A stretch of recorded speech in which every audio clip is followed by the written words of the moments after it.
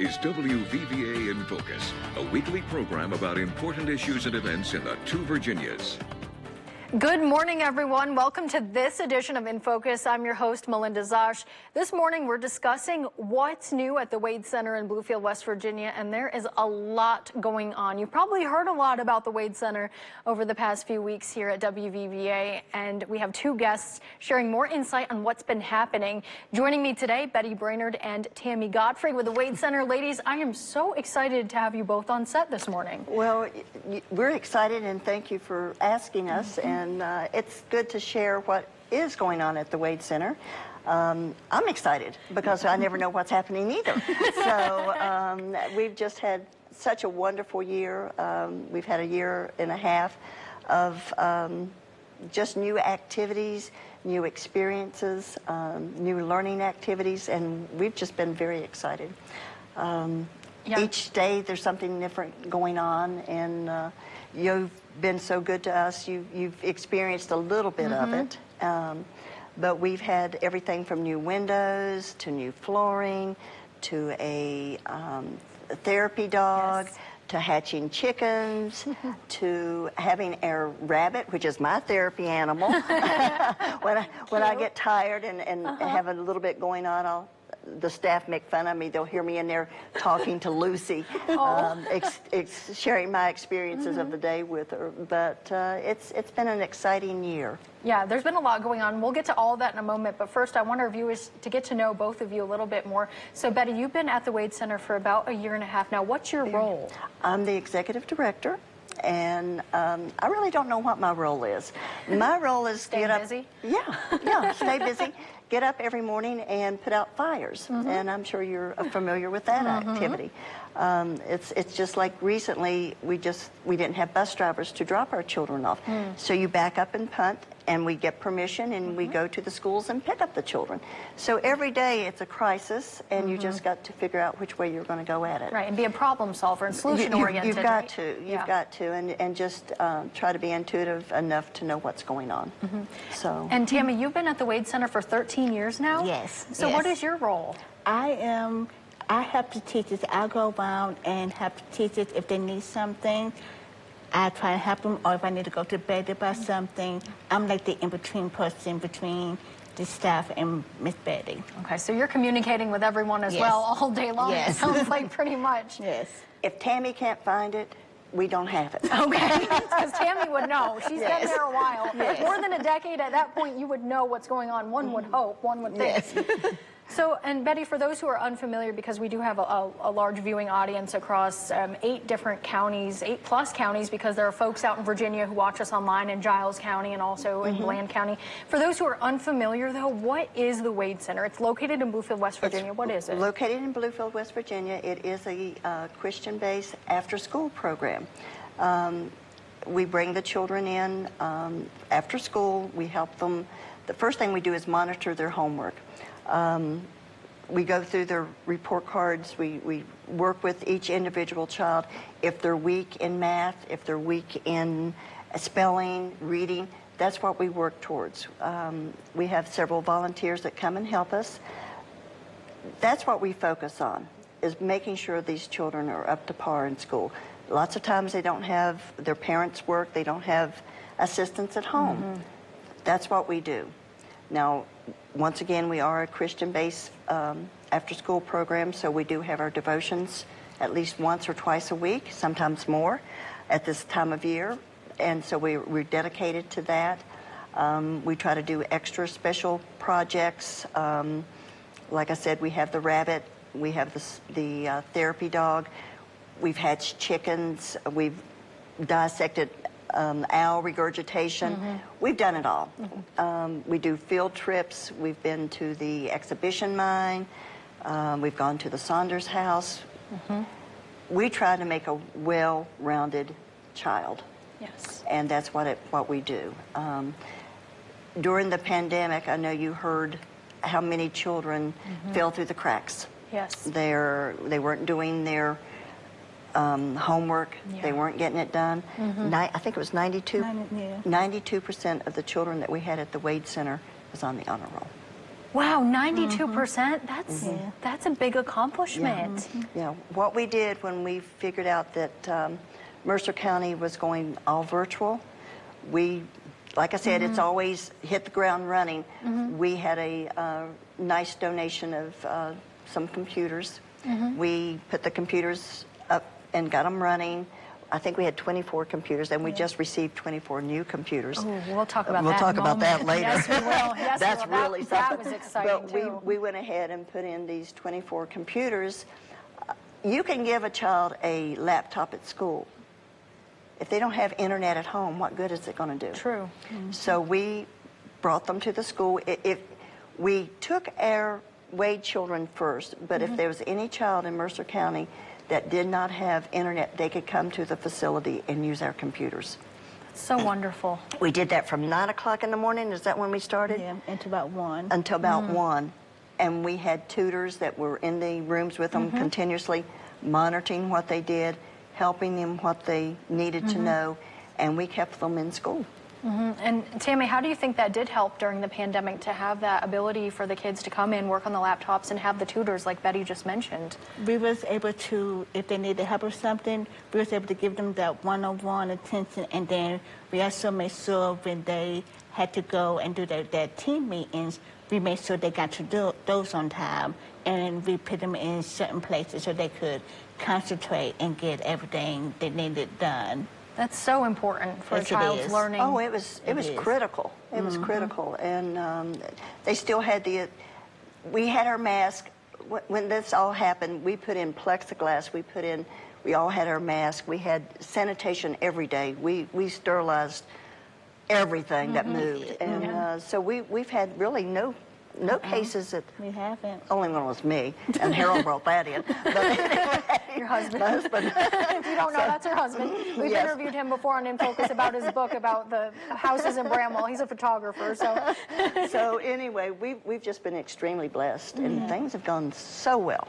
Well, and I do want to touch on that, the church in Annapolis, Maryland that we were talking about, Betty. So they brought gifts to kids in Mercer County. So that was a neat thing that happened. And we have some video I'd like to share with our viewers of this as well. But it was the Bay Area church. They provided 400 presents, from what we Over understand. 400 families, not just for our children, but our children's whole family. If there were 6 or 7 children in that family, every one of them got gifts. That's and the incredible. parents. And so members of the Wade Center were involved, Case, West Virginia, Mapleview Church, and also we have some sound I'd like to play, or a part of an interview. But Minister Buddy Goins said it was a community effort to give families a pick-me-up this holiday season. Take a listen. For me, that's one of the neatest parts is you see you have Case, West Virginia. You have the Bay Area churches out of Maryland who are providing the Christmas gifts.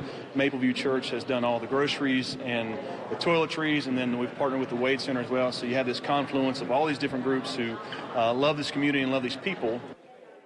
And those gifts and groceries were distributed to some of the families at the Wade Center. So just another great thing happening where people from neighboring states got involved with that too, Betty. Absolutely, absolutely. Yes. These are families that would not receive anything. And what we start doing, Justin Johnson is our missions coordinator. So he works directly with the churches and with our mission teams that come in. So he started the project, I guess it was actually late September. Yeah, they started early. Wow, Putting that these was. lists together and working with these families on what they need, what they want, sizes, timing for when they pick up the gifts, just everything. It's a big deal. Yeah. It's a big deal. And then we go out to Mapleview and we help bag the groceries, the toiletries, the paper goods, the cleaning products. So we go out and start putting those together, and we wait for the big truck to come in from Annapolis. So it's a lot of planning, organization. It's a major deal for our community. I don't know what we do without them. Yeah. And then, of course, they hung around, and the Wade Center has dorms that we offer to these mission teams that come in. So they stayed on the premises. We fed them. We all cooked. We did barbecues. We had chili. We did everything and provided for them. And they stayed. They helped out with the children. My favorite time. A lot of the time. Yes. They also went to the Union Mission and did a volunteer project there. They did a major painting project at the Mapleview at their church. Their main project they did at the Wade Center is the Naval Academy there in Annapolis donated 24 computers. That's so great. They're wonderful All for computers. the Wade Center. All for the Wade Center. So they came in, they brought their IT person in, and they completely revamped our computer room that we had used last year. So it's all up and new. They have the children haven't even touched it yet. They will soon, I'm sure. I am excited. Tammy's about that. excited to see the kids get on those computers, right? Yes. And we have special we have some children that have special interests, like we have a couple of students that are so interested in coding. They don't have that opportunity. Right. So we have put special programs on some of these computers that they can study this and work with it.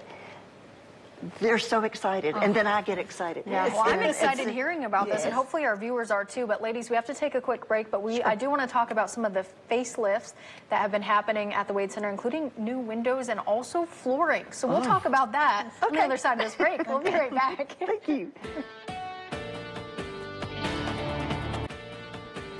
Good morning once again, everyone. Welcome back to this edition of In Focus. This morning, we're talking about the Wade Center. There's been a lot going on there. I'd like to welcome back Betty and also Tammy. We've been talking about the great folks coming in from Annapolis, and they donated computers and all these great things happening at the Wade Center. But also, the Wade Center has been getting like renovations, which were much needed. Betty, we've been talking about this over the past few weeks, so much needed. Let's talk about the flooring. We have some video that recently aired on WVVA I'd like to share with our viewers. But the flooring was donated by Family Carpet, and it will fill 3 different rooms inside the center. And the last time the flooring was renovated was more than 20 years ago. Take a listen. That's our main focus right there, is just making sure they're in a safe environment and a clean environment. Like I said, we're just been extremely blessed this holiday season with people making donations. You know, it's nice to have the children here, but they still have to be cared for and have to be cared for property and stuff. It's hard enough to make the payments for the electric and water without trying to figure out how you're going to replace windows, and when you have people like this donating, it's major. Yeah, major indeed. And before I bring Betty and Tammy back, I want to mention that I want to talk more about this donation that we covered on WVVA as well. So the Wade Center received $32,000 from the American Electric AEP. Over the years, AEP Foundation has donated to educational programs in local cities, and this donation to the Wade Center was given by representatives of Appalachian Power, and leaders at the Wade Center recently said that donations like these are what fuel the continuation of their good deeds there.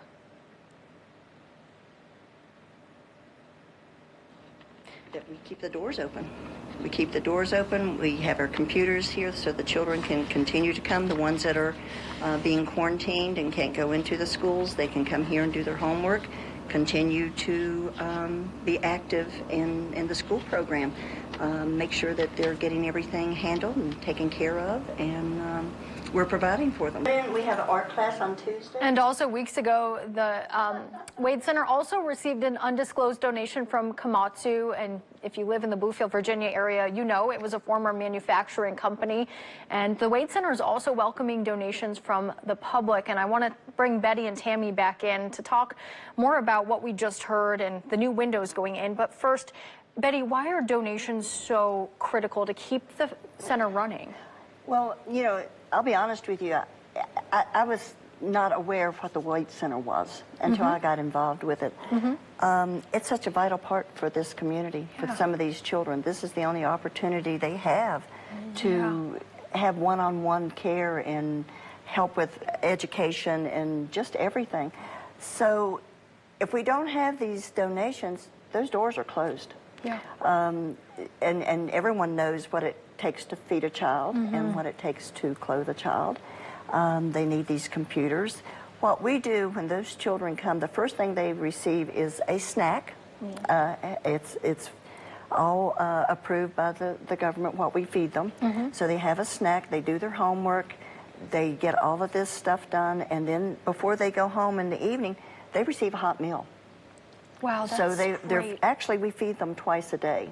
Now the government helps reimburse us for some of that food, but that doesn't take care of the water bill, the insurances. We have a couple vehicles that we use to transport the children. Like I said, we had to pick them up the other day. We need those. So there's other needs that we have to have. Our community has just, I can't even start to say what they've done for us this year. And it's all, a lot of it has been within the last 3 or 4 weeks. Yeah. But you got to have those donations. Yeah.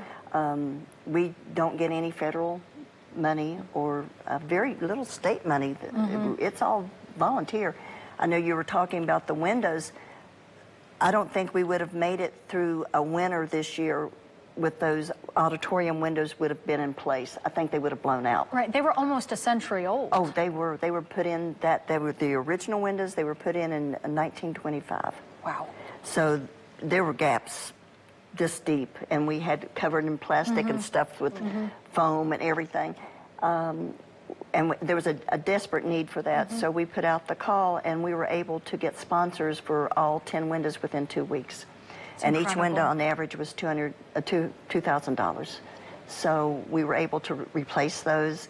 From that, Family Carpet heard that we needed new carpet. They donated that. The Foundation of the Virginias, we've gotten grants to replace this. All this carpet was put in at least 25, 30 years ago. Even in the classrooms. With the COVID, you had to clean this up. So the Community Foundations of the Virginias give us money, and we replaced the classroom flooring with laminate that can be cleaned and scrubbed. We've just had offers from every direction. We have a family over in Bramwell that once a month or every month and a half or so, they'll drop by and they'll bring us gifts of fresh fruits, vegetables that we can provide for the children. It's amazing. I've been overwhelmed. It takes a lot to overwhelm me. It really does. And I've been overwhelmed. And It's just so kind, and it really does take a whole community coming together. And I do want to mention, if people want to donate, if you find it in your heart this morning that you'd like to donate, you can go to wadecenter.com, and then you can donate via PayPal, and you can also send a check, right, Betty? Right, so anyone right. Just to the post office. It's P.O. 777, Bluefield, West Virginia. And we'll put it to very good use. I'm a very thrifty person. Let me tell you, I know where every dime goes. And my focus is to keep the building open and to provide for these children. Yes. And if I can't use it and it's donated, I will find an organization within our community that we can work with. We work very actively with the Union Mission. Yes. I know when we had our backpacks for the children in the fall, we were blessed. We had a group that came in out of South Carolina. They gave us something like 50, 60 loaded backpacks. After we provided for our children, I think we ended up taking probably at least 30 or more down to the Union Mission so that they could give to children. If I'm in need of food for a family in our program, I'll go to the Union Mission and gather food for that family. If they need something, if we have clothing that come in we can't use, I take it to the Union Mission. So it's a very active and an easy way to work together. It's like the Bay Area. They were down at the Union Mission helping pack food for that. We've been blessed that the president of the Union Mission, Lonnie Quessenberry, is also on our board. So that makes it easy to work together. And there's also a new therapy dog, but we'll talk about that on the other side of this break. Ladies, we have to take one more quick break, then we're going to meet the new therapy dog that comes to the Wade Center. We'll be right back, everyone. Welcome back, everyone. There's a new companion for kids at the Wade Center. Our Glenn Kittle tells us how she will help make the hard days a little easier. Girl. What a good girl. Meet Gabby, the newest addition to the Wade Center family. And while she may not wear dress clothes to the office, she'll sport a red vest when she's ready to work. Anytime we can do something different down here, that's what I like. I don't like same old, same old. When you can introduce new programs for the children and they benefit from it, we benefit from it, it's a win all the way around. This 2.5-year-old puppy is still on her way to becoming a therapy dog, but a day involving treats, a good book, and lots of pets is what Gabby classifies as on-the-job training. She would basically just lay there, and while the child's reading, they can pet her, feed her treats, talk to her. It's a calming effect that this dog don't want to keep the person or the child agitated. It's a calming thing so that they can concentrate and be more alert on what they're trying to learn and be more focused. The idea behind the Canine Companion is to help those kids who may need a little more comfort in their day. When kids leave this pooch's office, the smiles on their faces tell us that Gabby has completed a job well done. Oh, it's a lot of fun and very rewarding, and I think Gabby enjoys the kids. Here for you in Bluefield, West Virginia, Len Kittle, WVVA News. Oh, Gabby just looks so cute. What do you ladies think of Gabby? I love Gabby. She's too cute. Isn't she? She is. Yes. Gabby got a promotion this week. We ended up, she's been working with one-on-one. This week she was promoted to 2 children. Okay. So she had 2 age groups in there working with her. One would read, one would they work interactively with them. And she did excellent. I think our next step after this, we'll do 2 for about 3 more visits, and then she'll be promoted to inner school. So she gets to roam and go into the classroom and visit that way. And then she'll be ready for her test. And we're hoping that she'll get her certificate and Gabby will be on board To be a full-time. therapy dog full-time. And what's been the reaction like, Tammy, what's been the reaction as far as the kids when they see Gabby? What They what love do they it. When they come back into the classroom, that's all they talk about. It. They got to read to the dog and pet with it and feed it treats and do different tricks. So they really enjoy get to interact with Gabby. Oh, I bet they do. So many of the children have not been introduced to any type of pet. So a lot of them are leery of Gabby, a little afraid. So we try to make sure we can calm that first and get that before she goes into reading and everything. So it benefits all the way around. And Betty, how did the idea come about to have Gabby come in? Actually, Mickey we were packing back our weekend bags for the children, and she says, I've got Gabby, and we need to have some social reactions and interactions with children, and what would you think? I said, it's great, why not? Let's go for it. So we just sort of a mutual agreement, and it's gone from there, and it's just worked out marvelously. It really has. I just hope if Mickey decides that she wants to do a second one, that we have her also. It's good for the children to work with this. It sees what it's all about themselves. It's a learning experience for both, not only Gabby, but for the child too. So it's been wonderful. I love it. Oh yeah, me too. When I saw Glenn did that story, I was like, that is so cute. And he was talking about it. He was so excited here at the station. He's like, I got to meet Gabby. She's so cute. Well, So excited. Everything's so exciting, and it's a new experience for all of us. I mean, like I said, Tammy's been there. She came over on the Ark with us, so it's been wonderful. But that whole staff is new, and so it's a new experience for all of us, so we all get excited. Our staff, on the average age, I would say is 67. Are they volunteers or do they work there? We have a staff of 10. Okay. And then we probably have a volunteer staff of probably about 7 or 8. We work with Bluefield State and Bluefield University, and we go through some of their graduate programs. We have a wonderful young man there now, Samuel. We're going to have him for another 3 or 4 days, and I'm going to hate to see him leave. Oh, I bet. But we'll take on someone else, so they get to experience from that too. So it's just so educational on so many fronts, so many different areas, and I just really get excited. And ladies, we're running out of time here, but are there any volunteer opportunities for those who may be interested in helping out? There is.